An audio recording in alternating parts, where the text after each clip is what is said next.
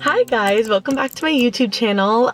So today I am going to be doing a little Q&A. I had a ton of questions over on my Instagram, which I will put a little pop-up of it here, where you guys asked me a ton of questions. Most of it is of course about parallel parenting, being a single mom, dating, all the fun things. So I am going to sit here on the side of the road for as long as I need to and answer some of those for you guys. I'm going to start out with what is parallel parenting. I talk about it a lot. It is something kind of newer to me because I was so used to co-parenting, but I think that parallel parenting is just when the two parents aren't able to co-parent very well, when they need more separation, I guess, usually in like high intensity, high toxic situations.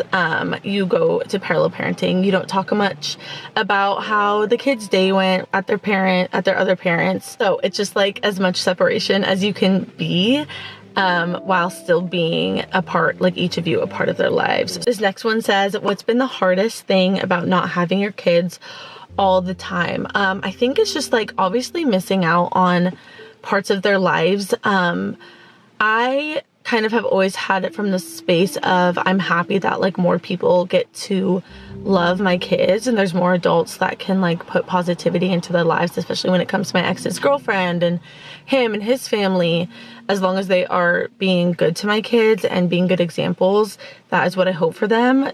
With parallel parenting, I don't necessarily know how it goes over there. As much as my 3-year-old can tell me is how much I know. But yeah, I think just missing like holidays, like I'm about to miss my first like holiday without my kids, which will be Easter, which is going to be a little bit hard, but I think it'll be fine. Like this is just what it's like. Those are some things that I had to know that would happen when I left. This one says, how do you get over the anxiety of not having your babies? Please tell me it gets easier. I don't know if easier is the right word. I think you get more used to it, which like in turn can be easier. I definitely have anxiety. I think I also have like a really strong mind to where if I start like going down a path of thinking, I'm really good at like changing my thought processes. So I've had to like learn how to do that in every situation. Like if I start spiraling, I'm able to spiral the opposite way for the most part. Advice for a new single mom. I'm so scared for this next chapter. Girl, get some cameras in your house. I wish I had cameras in my house. They would have... Anyways, document everything. Protect yourself early. If you're saying, oh, he's not the type to do that, you would be surprised what things come out when this person is upset. Also, I hope the rain isn't bothering you guys. Like, I thought maybe it would be a vibe, but like I can't control the weather. Okay. This one says, silent follower, you're amazing and glowing with happiness. Thank you. That's very sweet. You guys have a lot of sweet little messages in this, and I really appreciate like all the positivity. Is like really, it's amazing and it helps me so much. It helps me keep going. You guys are the best. This one says, how's your dating life going? What apps do you like and dislike? I think my go-to app was Hinge. I didn't like Bumble. I didn't at all like Tinder. That one was weird. I was on Facebook dating, and I think the only reason that I liked Facebook dating was because you could see who your mutual friends were, and so it would like pop up and be like, you have mutual friends with this person, so it kind of felt like it like, what's the word, like gave them some credentials, like, okay, maybe they're not that crazy, and if I like need to get down to it, I could ask that person that I know, like, hey, what do you think of X, Y, and Z? So I was talking to a guy on there, but he ghosted me, and then I saw him out one day, and he was out with a girl, and I was like, you know what, good for you, like, wasn't mad at all. I thought it was so cute. She also looked like me. I was like, homeboy has a type. How is my dating life going? It's going good. I've been seeing someone for a good amount of time now. I haven't been on a ton of Hinge dates. I don't think I've been on really any, because I think for a while now, like everyone thought I was going on different dates with different guys. It was the same person. This one says, I was wondering about your work. Can you share what you do to work from home? So it's hard to explain, but I am really close with this family, and our relationship did start as a work relationship. I was their nanny for years and years. And then I left to be a stay-at-home mom when I got pregnant and had my baby, my first son. And then I needed some time. They knew everything about my life. Like, we became like family, and we still are now. So I was their nanny, and then went back part-time nannying after I needed to get some run money, I called it, if you know what I mean. And so after that, I then switched to, I needed something different. So I switched to being their office assistant, which meant I was doing grocery runs. I was cleaning for them. I was also bringing my kids with me because I didn't have childcare, and my ex wasn't really in their lives as much. So I was doing that for a while. And then recently, I think this past December maybe, I switched to their marketing assistant. So I don't do any more grocery runs. I don't do any more cleaning. We are starting a podcast. I'm a producer, so I'm producing that for them. And then also I am doing obviously like a ton of their marketing work, social media, things like that. But I'm still an assistant, so I'm not like fully doing it by myself. I have an amazing coworker who we get along really well, and we work together really well. So yeah, the family are the owners. Therefore, they have been so flexible with me and given me a job where I need it. Like, I owe them like so much, and there's nothing I can ever do to repay them. So I think I got really lucky there. They're just the best. I can literally start crying. They're the best. And so I work a couple days a week, and then on the weekends that is when I work from home. I honestly work from home when I need to, because there's a lot of my job I can do a work from home. So yeah, my title is a marketing assistant, and it is for a general contractor in my area. So this one says, how did you know when you were ready to start dating? I'm also a single mom, and it's hard.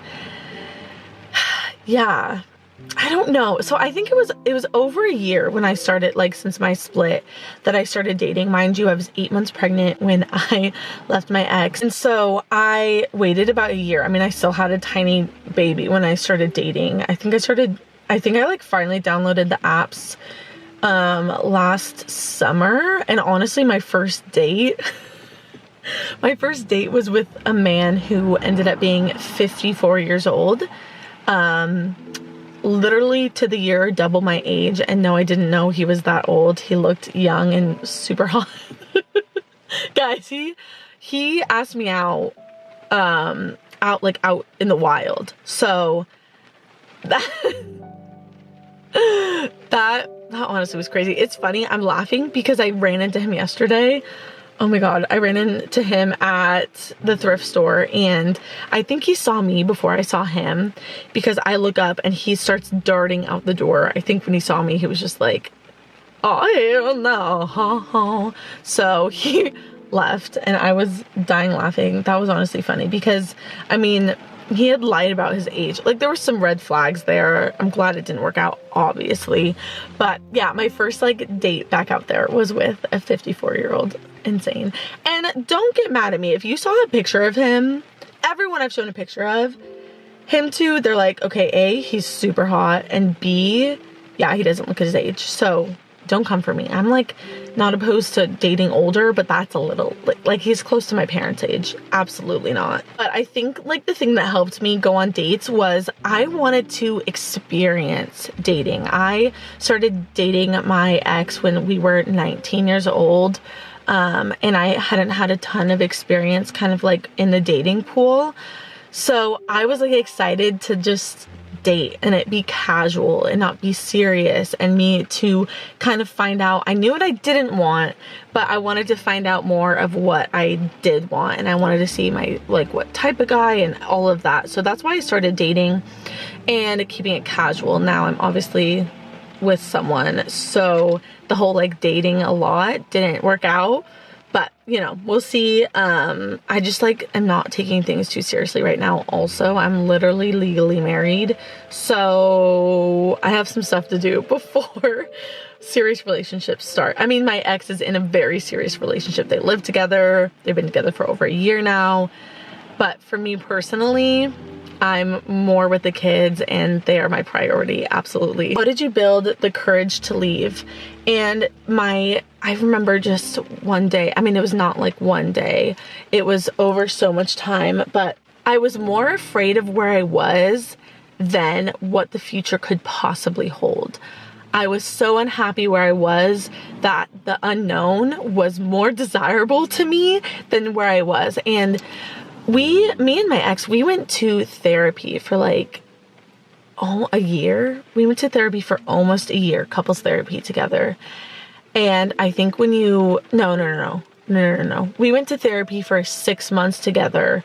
And then we did co-parenting therapy for 6 months. So we were in therapy almost a year, but we were like doing marriage therapy for 6 months, all with the same guy. But my point is we went through this therapy and I didn't see the changes that I was expecting, that I would be enough for me. And so that was when I left. I also had so much support. Like the family I told you about, my bosses, they were so supportive. My personal family, like my parents, and they were also really supportive. So I think that is a privilege. I think it's a privilege in some way to get divorced, like to be able to like afford to leave. Some women cannot afford it, especially us stay-at-home moms. Like I went back to work to save up the money that I could have for myself because I knew that I wouldn't be able to really ask for it. So, I mean, at the time, don't read into that too much. But I know that it is a privilege for some to be able to leave. So the courage came from, I think, my support. I think wanting the best for my boys and having 2 boys, I knew that the example of a relationship that I was setting wasn't who I wanted them to grow up to be. And so I knew that it was time. And I literally mean it from the bottom of my heart. I haven't regretted it for a single second. This one says, how can I support my bestie while she starts her parallel parenting legal journey? Oh my gosh. And I want some of you guys to comment down below if you're going through this, what you think is good ideas to support someone going through this, because that is so hard. Honestly, just like being an ear. Also, my best friends helped me when I was going to court a lot. And this is like separate from the divorce. This was like around the protection order. My friends were like so helpful and came and watched my kids while I needed to go to court for an hour or so. That is a great way to help. Just like say, hey, if you need me to watch the kids, if you need anything, I'm here. Like that is something I really cherish about my friends. They're the best. So be there in that way, I think is great.